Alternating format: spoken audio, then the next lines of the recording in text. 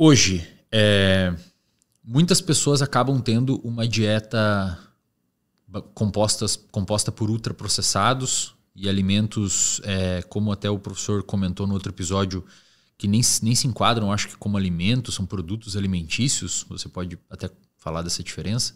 Mas os ultraprocessados hoje estão, talvez pela facilidade, pelo preço, bastante presentes hoje na dieta do brasileiro médio, e muitas vezes as pessoas nem sabem os danos que isso pode causar. Do ponto de vista absortivo, você ter uma dieta com uma presença de ultraprocessados pode gerar uma limitação na absorção dos nutrientes quando você comer um nutriente, quando você comer um alimento com mais nutrientes, melhores nutrientes?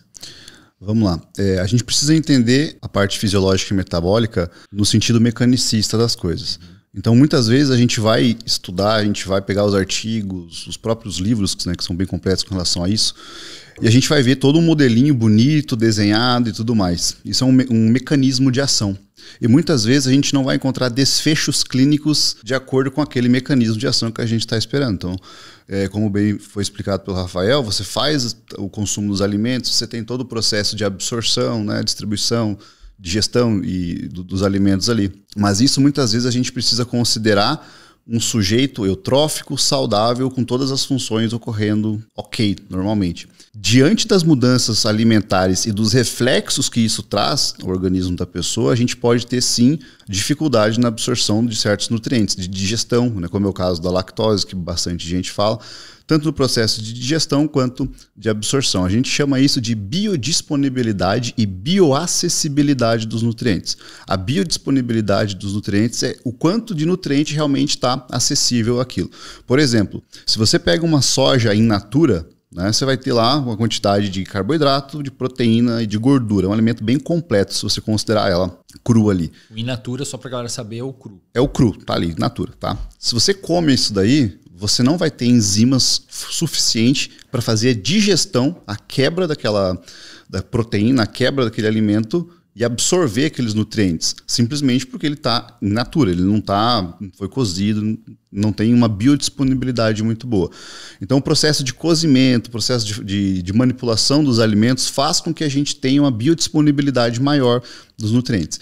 E mesmo assim, dependendo do organismo, cara, o sujeito não consegue fazer a absorção de determinadas substâncias pela questão de individualidade dele. E também pela questão de, muitas vezes, você ter nutrientes que concorrem pela absorção, como é o caso de muitos minerais. Ferro e cálcio, por exemplo, o corpo vai dar prioridade para aquele que vem mais, né? Porque, imagina, tem dois minerais concorrendo para entrar numa mesma borda em escova, no mesmo local, vai ser mais absorvido aquele que tem maior quantidade. Normalmente o cálcio está em maior quantidade do que o ferro. Então acaba tendo essas competições também. Então no modelo mecanicista bonitinho as coisas são muito bonitas, mas às vezes quando a gente vai pegar e aplicar isso na dieta, na alimentação realmente, precisa fazer estruturar uma dieta, às vezes pensando nessa questão da disponibilidade dos nutrientes. E no caso, nessa concorrência, por exemplo, de cálcio e ferro, a pessoa que tem uma dieta equivocada poderia gerar deficiência num desses micronutrientes. A maioria do que a gente vê hoje, cara, assim, tá muito comum esse negócio do If It Fit in Your Macros, que é uma dieta flexível, que tudo que você cabe nos teus macronutrientes está certo e basta bater calorias e carboidrato, proteína e gordura. O que acontece é que você acaba tendo muita deficiência desses nutrientes, né, como, por exemplo, os minerais que a gente está falando aqui. Os mais comuns que a gente vai ter é o zinco, magnésio e ferro, principalmente nas mulheres, cara. O ferro é muito comum e principalmente nas mulheres que praticam atividade física, justamente pela questão da destruição das hemácias durante o processo do treinamento, pela menstruação. Então, cerca de 35% das atletas têm uma certa deficiência em ferro. Aí, às vezes, o cara vai lá, faz o exame de ferro sérico. Ah, tá tudo ok, mas a gente não analisa a anemia com ferro sérico. A gente precisa ver a ferritina, transferrina, tá? Hemoglobina, para ver se essa pessoa tem. Inclusive, é o médico que faz esse diagnóstico, porque o nutricionista não faz o diagnóstico da anemia. A gente trata, mas não faz o diagnóstico. Por outro lado, cara, falando do ferro ainda como exemplo, a gente tem alimentos como a laranja, por exemplo, ou a vitamina C, que auxiliam a absorção do ferro, entendeu? Então a gente pode combinar alimentos, um facilitando a absorção do outro, ao invés de pensar em alimentos concorrendo, né? Tem alguns processos de cocção, como por exemplo das leguminosas que eu citei, da soja, do feijão e tudo mais, que se você coloca em molho e faz o cozimento, acaba sendo eliminado os fitatos, que são aqueles antinutrientes que atrapalhariam, por exemplo, a absorção de proteínas e outras substâncias. Então, a dieta, quando a gente olha dos dois lados, né, a gente tem lá a questão mecanicista, bonitinha de como funcionam as coisas, e do outro lado a gente tem esse outro processo que é muito fácil você criticar qualquer alimento. Da mesma forma que é muito fácil você colocar esse alimento como um superalimento. Só que não existe os dois pontos, existe aquilo que vai ser mais favorável para você. Um contexto específico. Um contexto específico. E dentro desse termo que você utilizou ali, que envolve esse conceito de dieta flexível, eu já há muito tempo atrás tive contato com esse termo. Pelo que eu entendi, era assim, vamos bater os macros, para quem não sabe, é proteína, carboidrato e gordura. Vamos bater os macros que precisa para sua dieta dentro do seu objetivo, com qualquer alimento, seria isso? Ou com alimentos? Como é que funciona esse conceito de dieta flexível? Na prática funciona? Ajuda, não ajuda? Como é que é? Tá, vamos lá. A gente precisa entender que o mais importante em uma dieta, seja para emagrecimento ou ganho de massa muscular, é a questão calórica. Entendeu? Então, a questão calórica é o mais importante, antes mesmo da distribuição dos macronutrientes.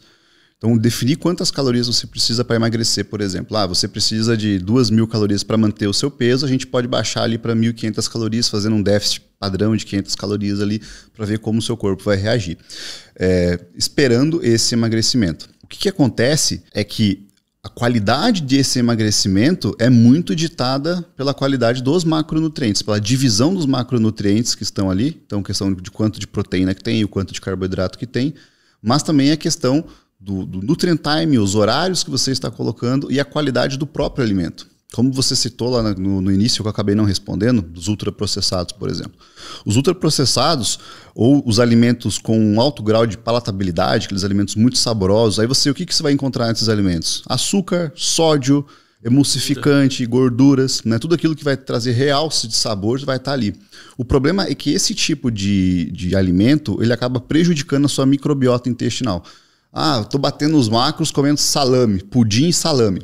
Você está batendo os macros, e, sei lá, pudim, salame e whey. Você está batendo os macros ali, ok. Mas quando você vai analisar o intestino dessa pessoa, né, a falta de fibras, né, você vai perceber que essa pessoa começa a ter uma produção muito grande de bactérias maléficas, vamos colocar entre aspas assim para ficar um pouco mais compreensível, essas bactérias patogênicas, aquelas que seriam piores para a nossa saúde. Você tem que entender que o nosso organismo, cara, nosso intestino está acontecendo como se fosse uma guerra ali dentro, entre bactérias benéficas e bactérias maléficas, entre aspas, aí. O alimento que você coloca ali é o que vai dar alimento para a bactéria também. Então vai sobreviver, vai vencer aquele exército que você alimentar. Então se você está alimentando as bactérias mais patogênicas, essas bactérias elas vão liberar uma substância chamada lipopolissacarídeo, LPS. Tá? A gente usava isso para causar inflamação nos animais no laboratório. Exatamente isso. Então liberou essa LPS, você tem em conjunto com o consumo desses ultraprocessados, reduz o muco intestinal, aumenta a permeabilidade do intestino, ou seja, a entrada uma expressão que eu gosto muito, uma definição que eu gosto muito do LPS é como se fosse o cocô da bactéria. É a toxina que a bactéria libera após comer o ultraprocessado que você ingeriu. E ela libera esse LPS, cai na sua corrente sanguínea. Esse LPS, quando ele chega na célula, ele aciona o Toll Receptor 4, TLR4, né? Famoso TLR4, que aciona o NF-κB, que o NF-κB vai dar ali sinalização para a produção da interleucina 6, por exemplo. Inflamação.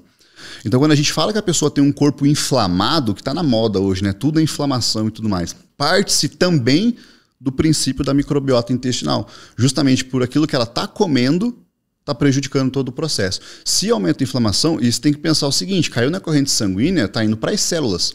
Isso vai lá na sua célula muscular. Você acaba tendo uma resistência à insulina lá no seu tecido muscular. Está treinando que nem um maluco, colocando carga e não está vendo evolução. Tá com a dieta hipocalórica, tá até perdendo peso, mas aquela gordurinha está incomodando ainda, está perdendo rendimento, não percebe evolução, justamente pela qualidade da alimentação que você está colocando. Perfeito. Isso.